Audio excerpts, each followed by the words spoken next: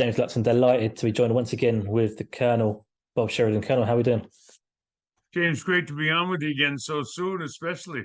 Absolutely. I had to get you back on after a successful first discussion. Today, we're going to talk about Mike Tyson. You know Mike Tyson very, very well. You covered an awful lot of his fights. I won't reel off all the fights that you covered off his, but there's an awful lot there. But we're going to go through his career and his times and discuss your relationship with Mike. All First right. of all, talk to me about meeting Mike Tyson for the first time. Well, again, it's like I talked about the other day when we were talking about Muhammad Ali. I had extraordinary access to Mike because, of course, he was signed by Don King. And with that, I was able to meet him several times, and I began to realize immediately that he was one of these guys that you don't approach. You wait for him to come to you, and you have a lot more success that way with certain guys are like that. And I just accepted that with Mike. You got to deal within their realm. And Mike was the type of guy that, he had a lot of great advice and he had a lot of bad advice. His bad advice was he surrounded himself with guys that were a little on the strange side, although he loved Cus D'Amato, who was his mentor and coach as a young fella.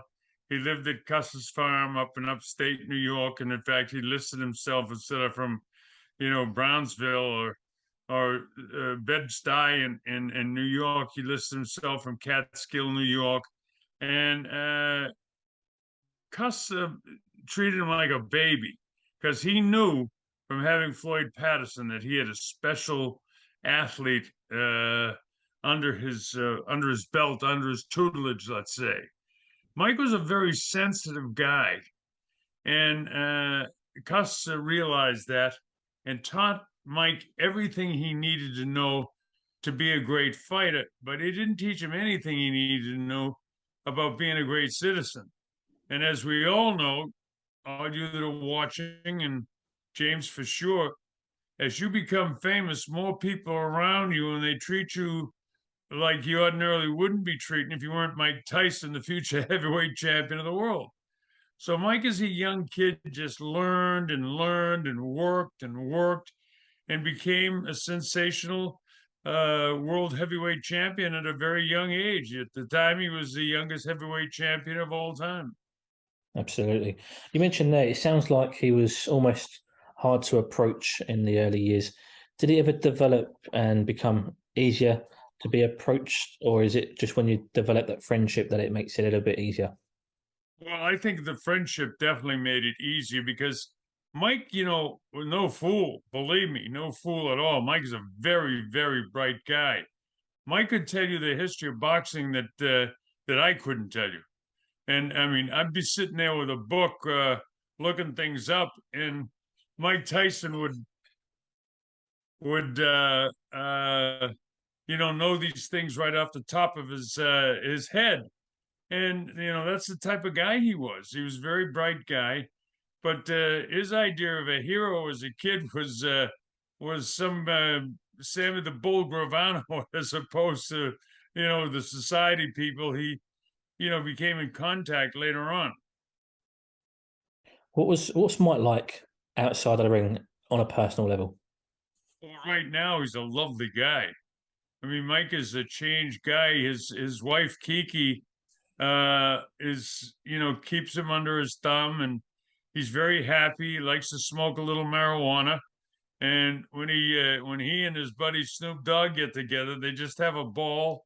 And Mike is a mellow guy. He loves children. He loves his kids, and Mike's a lovely guy to be around.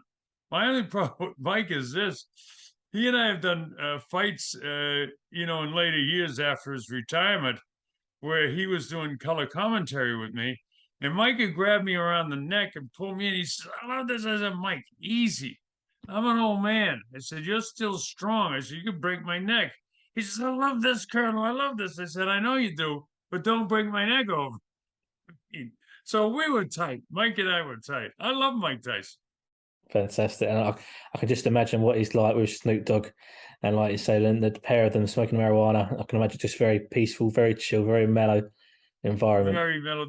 They actually have a show on television over here and it's a howl because all they do is laugh and they talk about the good old days. And of course, Snoop is a great pal of his, and I understand they have investments together. In fact, one of the marijuana places sells an ear with a bite out of it. And it's one of the most popular. I guess it's a gummy bear. I don't know a lot about this stuff, but it's selling like hotcakes over here anyway. A Mike Tyson gummy bear ear, and well, it's an Evander Holyfield ear, I guess. But Evander was in the whole thing, so Evander and Mike are all right today. They're okay. But Mike is okay with everybody today. Mike Tyson that I knew as a young bull coming up is not the same guy he is today. He's very much at peace with himself, and as I said, he's got Kiki, he's got the kids, he's got his show. That one man show he does. My cousin from Ireland, Martin Moore, went to see him do the show in Boston, and he said it was sensational. And he bought the whole package where he went to the back and met Mike and got a picture with him. And I said, "You just tell Mike Tyson that you're a cousin of mine from Ireland." And when he did, Mike just really made of him and lit up and said, "I like Colonel, I like Colonel," which of course made me feel great because I'm a bit of an egomaniac myself, you know. Not really. I really don't care. Talk to me a little bit about, you mentioned there, obviously, he's got his businesses now. He's got, the cannabis farms or centers, whatever you call them. And he seems to be a lot better with his money and his management side of things than he was as a fighter. Am I right in saying that? Yeah, you're right on top of it. Mike is doing very well financially again. He made it just hundreds of millions of dollars, so he was all right. And everybody blamed Don King for stealing his money. Don didn't steal his money. He went through his own money. When he was in prison, I understand he was going through like hundreds of thousands of dollars a month. And that's Mike Tyson. Was he very impulsive when he was a fighter as a young man? Impulsive? Is that what your question? Impulsive? Yeah. Yeah, good question, James. Yeah, he was impulsive. He'd use that jab. He had all that movement. He'd get down low. He'd come up with those Pernell Whitaker roundhouse shots from the ground. He hurt people. Since Sonny Liston, there haven't been a lot of guys that hurt people when they punch. Lennox Lewis did too, because Lennox was so big. But Tyson Fury hurts people because he's so big. But one thing I've learned about Tyson in recent fights, Tyson Fury now I'm talking about, is that he can take a shot and come off the canvas. He's a tough dude. He really is. He really is. What about outside of the ring with Mike Tyson? Is he impulsive, or was he impulsive on his financial side of things? You mentioned that he'd spend hundreds of thousands of pounds a month whilst he's in prison. Was he somebody who just threw away his money? I would say so. Yeah. Yeah, I don't think Mike would be insulted by that because when you never have money and then all of a sudden you get money and you don't know how to handle it and everyone's trying to take from you. And he had lost Jimmy Jacobs at that time, and he had had his feud with some of his trainers and managers and Teddy Atlas and things of that nature. So he was a hurting guy, and he was all by himself. And along came Kiki, and she, who's no saint herself, from what I understand. I don't know this firsthand, but they work perfect together, and that's what's important in life: having a companion. Do you think the situation that Mike had with Robin, especially, do you think that changed him as a person? Oh, absolutely. But you got to understand, James, and for our viewers, everything was caving in on him at that time in his life. He had lost the Buster Douglas. He lost the love of his life. He lost Jimmy Jacobs. He lost Customato. All of these things happened to him. And, I don't care how tough a guy you are. And there's no question about how tough Mike Tyson is and was. Uh, Emotionally, you can't handle it. When everything's coming in on you, you really need, and I don't mean this disrespectfully to anybody who has mental issues, because we've all had certain issues and times of depressions with deaths in the family and things or whatnot. that you can use a little help. I'm a staunch Christian, so I have priests around me. When I lost my wife, this is kind of an interesting story. When I lost my wife Annie, we were together for 41 years, and all of a sudden she gets metastatic breast cancer. Now here's a girl that was a plus size model. She was about 6'1", weighed about 220 pounds, but dressed impeccably. She was a model. When she died, she was 47 pounds. And to see that deterioration. And so I was coming back from the funeral, and I was with a buddy of mine who was a military chaplain with me in my military regiment, Father Ed McCabe, and he's an archbishop now. And he says to me, I bet you really think the Lord cheated you. I said, that's not so much that he cheated me, but he said, well, let me put you straight on that issue. It's good for everybody. He said, the Lord who sent his son, if you believe in Christianity, sent his son to earth to forgive all of us for our sins, only allowed his own only begotten son to stay on earth for 33 years. He gave you Annie for 41 years. Big, big, big play in my head. And then the next day I find out that's driving back from the funeral. That helped me out a lot. Just that one bit of religion. And, I don't know, for an atheist or people that have no religion at all, and I don't care what religion you are. If you believe in atheism, that's fine. It's not my business. That's a personal thing between you and the man upstairs and the man down below, whichever way you're going. But anyway, I found out that very day, because it was the day of the funeral, that I had a son. And, that's a whole different story. I won't get into that because I know you want to talk about Mike Tyson. Let's talk about you mentioned struggles there and downsides of life and negativity almost. Mike Tyson's prison sentence.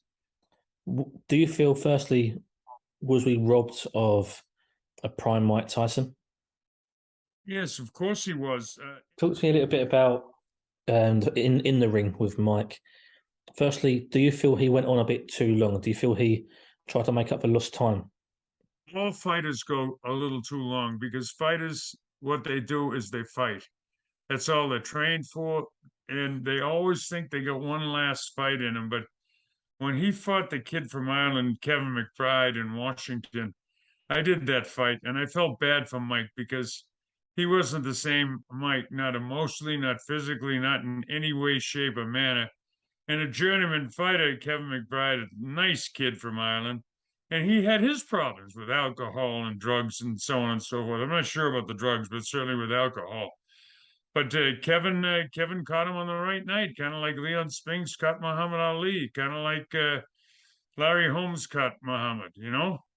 Things of that nature. His time had run its course, and Mike realized if a journeyman heavyweight like Kevin McBride could beat him, it's time to hang it up. Absolutely. You mentioned it a little bit briefly earlier today already. Evander Holyfield, the Bite fight. What was that like live when it was happening? Well, first off, it was different for me. My recollection of that night, remember the night before that, I had a heart attack. Yeah. And I was in the hospital, and I was going nuts because I had angioplasties before. With an angioplasty, when they push the plaque aside in your heart and you can get your oxygen again, you breathe, you're almost euphoric. You feel great, because you don't just have a heart attack, you just don't come down with a situation where you need angioplasty. It gradually works on you. You get tired and lazy, and you don't know what's wrong with you. You can't put your finger on it. And when you're young, you certainly don't think you're having a heart attack. But, that's what happened. But the anxiety I would have had would have brought on a serious heart attack if I didn't get out and call that fight. So I get out and I call the fight, and I think I told you the story of how we taped the close of the fight before the fight started. Yes. Did I tell you that story? Yeah.